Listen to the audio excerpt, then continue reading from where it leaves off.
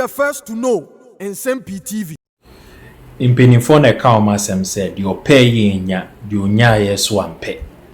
Dr. Mahmoud Bawumia, the NPP for Omanhwe year for the next 4 years untimi entina Ghana because international consultants bebrina na panacho se omu hia no starting with Canada and Chibia Canada for person share here with mobile money interoperability. Na share the way betimi a transfer sika from bank account to mobile money account. Dr. Mahmoud Bawumia implementation plan or the see mua aboa Ghana for up till today. Ghana for enya so infraso inti consultants be pre na aba na latest one aba pa ye Namibian Bank of Governor omo central bank governor obe PM o Ghana na ede nkwa na ede na aba be PM o Ghana omo say omo gold reserves are now since independence 8 tons. Dr. Mahmoud Bawumia implemented gold purchasing agreement policy after they drew almost 32 tons from 8 to 32. Japan said a multiply in excess of over 300%. In Tisadia, almost eba be focus on that same policy. Na omo de aboa achechire omkro. Na omo hu say Ghana fo bebre na akwakoto aba na Dr. Mahmoud Bawumia da ballot so. Na nso bebre na anya den anto as expected. Omo hwe ne nimdie ne policies were introduced into the Republic of Ghana, from zip line to drones to mobile money interoperability now no to gold reserves. Omo say no krapo na aboa na afidie CD to dollar no air show up, air show strong resistance against the dollar. In this area, Omo Babe implemented that gold purchasing agreement right now in Namibia. Now, and then Namibia and adopted way. Following Ghana's successful implementation program, Bank of Ghana became the reference point in Africa with the Central Bank of Kenya, Tanzania, Mozambique, Rwanda, Eswatini, Namibia, and other sending delegations to Ghana to come and study the same concept implemented by Dr. Mahmoud Bawumia. Into almost the next 4 years, I Ghana for nyan to abano. Nanka Ghana for enfa Dr. Mahmoud Bawumia na NPP for Dr. Mahmoud Bawumia momo. No munko boamo no omunti be implemented some of these policies omo who say we implement ama Ghana so enya so mfa so Ghana for say omo per reset omo di omo say on per Dr. Mahmoud Bawumia because from 8 tons to 31 tons na afi krapo na gold board e cry air shasia and the patch said so mu did the Dr. Mahmoud Bawumia blueprint na Ghana ebe fan to mapa ifra inti we follow statements na air koso from Canadian Prime Minister say omba me share with mobile money interoperability after the Namibia for Tanzania for Mozambique, Rwanda, Eswatini omuna so babiji Dr. Mahmoud Bawumia for gold purchase program. We na say the pay nya do nyaye nso ampe. Gofo bebe say Dr. Mahmoud Bawumia say one be president the way obi consultants here they go be didi ho na chain president because the ideas and the policies are Ghana nya so far so in this short term no Africa for na edimika edinichi. Shifting focus to Ghana in West Africa, where gold isn't just a commodity anymore. It's a strategic tool to defend the national currency. Ghana, which is Africa's top gold producer, is rolling out an ambitious gold purchase program aimed at shoring up its foreign reserves and stabilizing the Ghanaian cedi. The government has just signed a new deal with 9 additional mining companies, requiring them to sell 20% of their gold output to the state. This builds on a 2022 agreement with other industry giants. And under that deal, companies began selling a fifth of their annual production to the Bank of Ghana, settled not in dollars but in local currency. Ghana heavily relies on imports, which requires a steady supply of foreign reserves to support its economy. So, by purchasing gold in local currency, the government aims to reduce pressure on cedi by lowering the demand for foreign exchange and boosting Ghana's gold reserves. And seems like the plan has been working. Since launching the initiative, Ghana's gold reserves have risen sharply from just 8.7 metric tons in 2022 to more than 30 metric tons today. That's helped push the country's gross reserves to $9.4 billion US. However, the latest deal also brings smaller and mid-tier producers into the fold.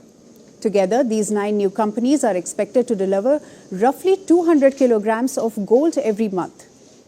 But there's also a bigger play here, and that is fighting smuggling. The state-backed body Gold Board, which oversees the program, says formalizing gold purchases from smaller miners will help clamp down on illegal exports and boost local earnings in the sector. With gold prices soaring nearly 30% this year, driven by global uncertainty, geopolitical tensions, and the lingering effects of US tariffs, Ghana is betting big on the metal. It's a deliberate strategy to use gold as a currency shield, easing pressure on the Ghanaian cedi and reducing dependence on foreign currencies. Now, with this, Ghana is reinforcing its economic defenses amid turbulent global markets. It's a gold strategy not just for trade, but for national stability. Greeting you with aloha and namaste. I love India. President and in-camera hearing for the Chief Justice. Nipa wakasa humpa. Wakasa humpa. Menchia South Member of Parliament. Yeboko kutie ne caller one joyful nye regarding the probing of the Chief Justice in camera, secret in camera. Dio Ojene. If I lawyer Bafo Ewa, Member of Parliament for Menchia South. Nsem-Pii following Namibia for announcement say on person Dr. Mahmoud Bawumia's gold purchase program agreement. Processes, right? We need to look beyond the person involved. Okay. Right? Very respectfully, for want of a better example, let's even say you have a Shylock involved, right? You have a what involved? You have a Shylock. Oh, from Merchant of Venice. Yes, you have a Shylock involved. Right. You still would want to see compliance with due process of law. And that is why at this stage, for instance, I would want us to look at this whole process and ask ourselves again that as a nation, the Constitution has sanctioned an in-camera hearing. That is a secret proceedings, right? And we don't even know the procedure that will govern the hearing. Okay? And so it is something that we must ponder on. I'm saying that I have confidence in the personnel so far constituted. You have distinguished Supreme Court judges involved. The other persons I know very little about, but I have no reason to doubt their credibility. But for fairness, there ought to be predictability in the process. Where is the rules that govern it? I've heard, for instance, that in the case of Madame Charlotte Osei, the procedure was agreed upon at the stage of the hearing. What people fail to see, and that is why I'm highlighting... My apologies. Let me seek clarity here. I have read documentation that points to, since you are talking of processes, I have read some documentation that points to the fact that she did not even get to see what her accusations were before, the point where shortly before or right at when she had to respond. That is problematic. To these accusations. And that is problematic. It was problematic then, except to say that this time, if what has been leaked into the public domain is anything to go by, then we would say that we know the persons who petitioned, right? Yeah, but in this instance, a request was made. The presidency said they were in the course of doing that anyway, and they furnished the CJ with the petitions, right? But in that instance, so it appears she was barred totally from getting them. No, Benjamin, I haven't faulted it. I haven't faulted anything, right? And I'm not comparing the two to say that one is better than the other. Right. I am saying that if you look, for instance, the electoral commissioner, the appointment of the electoral commissioner doesn't even go through parliament. You have the appointment of the chief justice going through parliament. Okay. Now, unlike ministers of state, the judges and the electoral commissioner and the chief justice, their removal is provided for by the Constitution. I have stated previously that I believe that the removal was provided for in the Constitution to secure their independence, right? And indeed, also acknowledge the processes and the philosophy behind the process, right, for their appointment. Okay. Now, the point I am making is that let's make sure there is greater accountability in the removal processes by providing for a prior regulation to govern the proceedings, so that it is not a case that we have, something that we come up with as and when the situation occurs. That really, very respectfully, takes away predictability and makes it, a kangaroo-like process, which is not good. And of course, we know how important precedent is as far as the law is concerned, and also reliability of what processes will culminate in, right? Yes. Yes. That's all I'm saying. And I'm not blaming the government because it is something that it came to meet. Okay? And so when you look at the Supreme Court case of Ejechum, for instance, they made recommendations as to what should be done, right? And I'm reliably informed that the previous Attorney General, the former Attorney General, Godfrey Dame, was in the process of putting together a regulation when the tenure of office of Nana Addo Dankwa Akufo-Addo came to an end, right? I believe that going forward, that is very necessary. Otherwise, we personalize the whole proceeding and make it seem like the nation is the nation versus the Chief Justice, right? When it is supposed to be, it's the nation against the person occupying the office of Chief Justice. When it is supposed to be the office per se. Right. But don't you think it's a missed opportunity? You see, some of these things, you can never tell.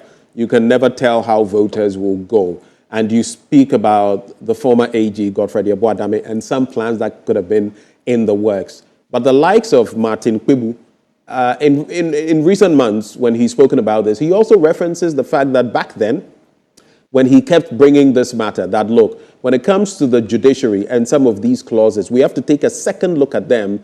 People said he was only saying it for certain interests, and now it's coming back to bite the system, so to speak. Again, what do you think should be the way forward, especially as we have the likes of Kwesi Prempeh and a second bite at the constitutional review? What do you think can be done in the immediate term? I think that, I'm going to be very frank with you. There's something we need to appreciate as a people. There is nothing which is perfect from scratch. Right. I wasn't expecting a perfect constitution, but I was expecting a progressive society and a progressive Supreme Court that when it gets an opportunity to interpret some of these things, they will bring a more progressive perspective to it. For instance, I would dare say, and I want to be quoted right, that I think that on the issue of Article 146 of the Constitution, it is the Supreme Court of the Republic of Ghana that has disappointed us and not the framers of the Constitution. I have heard, for instance, Madame Sophia Akufu, the former Chief Justice. And I was about to reference her. Go ahead. Yes, made comments about how lax that whole provision is. But you see, go to a place like the United States of America. They don't have a constitution which is as voluminous as ours. Okay? But it's supposed to be interpreted to give meaning and grow it. And that is why I constantly love to quote Sowa GSC when he says that the Constitution is a living organism. Okay?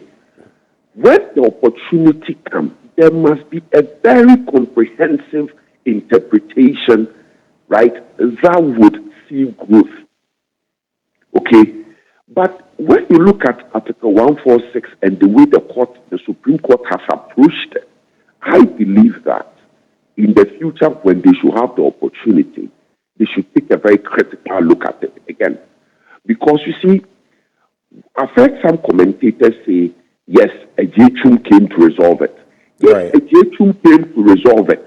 Then the Supreme Court in the Terry case, right, wouldn't have come to say that they think that the prima facie should take a certain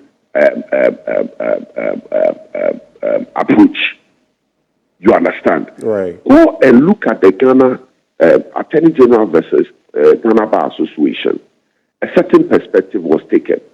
When it came to a J2, they took a more, they took a step further from the Ghana Bar Association authority.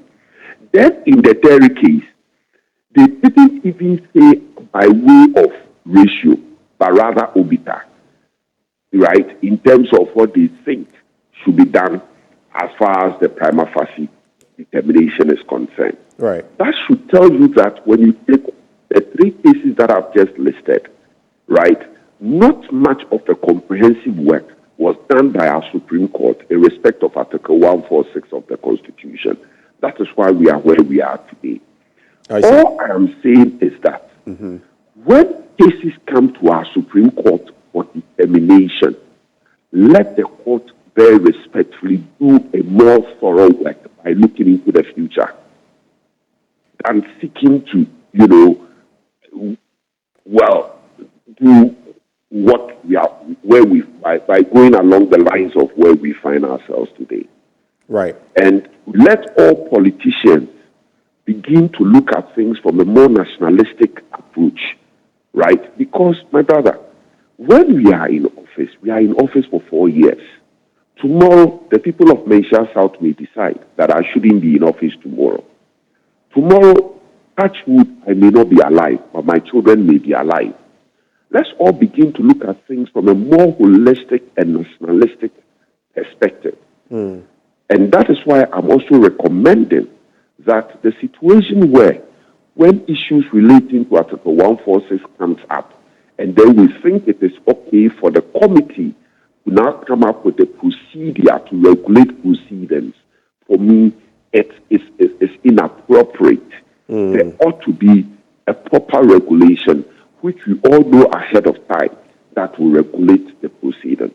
Right. It's interesting because it's just yesterday I was trying to find the article. I was reading something about the Supreme Court, the Chief Justice of the United States, and some wranglings in there, even on the back of Trump's actions when it comes to institutions of higher learning. There have been some concerns taken to the courts and all of that. Even there, where there are 9 members and it's not a perfect system. There's no perfect system anywhere, like you rightly mentioned. But just before I get to your expectations of the process, it's in camera. We are not going to get to know what is going to happen against the wishes of some people who said, she should opt for it, but the Constitution is clear that it should be in camera. I've heard the likes of Sophia Akufu speak. She says she's not speaking against the administration, but of course there are certain things and changes that ought to happen. A former director, Mr. Asare of the Ghana School of Law, has spoken. He thinks there are issues, questions that need answers from the Chief Justice as suspended. I've spoken to a former president of the Ghana Bar Association who thinks same. There is Justice Atuguba, as you well know, recently retired, who has also spoken to the issues. When it comes to the panel their sittings, what can we expect? And what are your expectations, basically? I know, I hope they will do justice, not by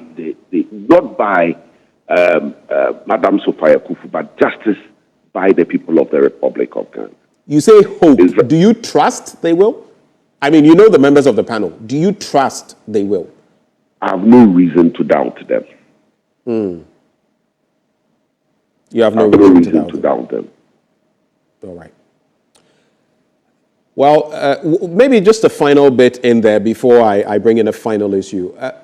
What would you want to see as part of the process? Though we can't see the process, but in the end, what would convince you that that process has been free, fair, transparent? What are some of the signs you would want to see? It is very difficult to say what you would want to see in terms of the process, because the process is in camera, so there's nothing I can see as far as the process is concerned. But in the end, I would want to see a very reasoned decision, right, being made public, because even if the proceedings is in camera, I believe that the decision should be made public. Because, again, the Chief Justice went through a certain procedure in terms of a certain process in terms of her appointment that involved the representatives of the people of the Republic of Ghana. Right. Okay. And she's been removed, right, in a constitutionally sanctioned procedure which doesn't involve the representatives of the Republic of Ghana. Right. The people themselves would therefore not get to see or participate in the process, either directly by watching what goes on, and their representatives are far removed also from it. The only way they will be able to tell whether what transpired was fair or not is a reasoned decision. That will be for public record. Right. And so I think that is very necessary.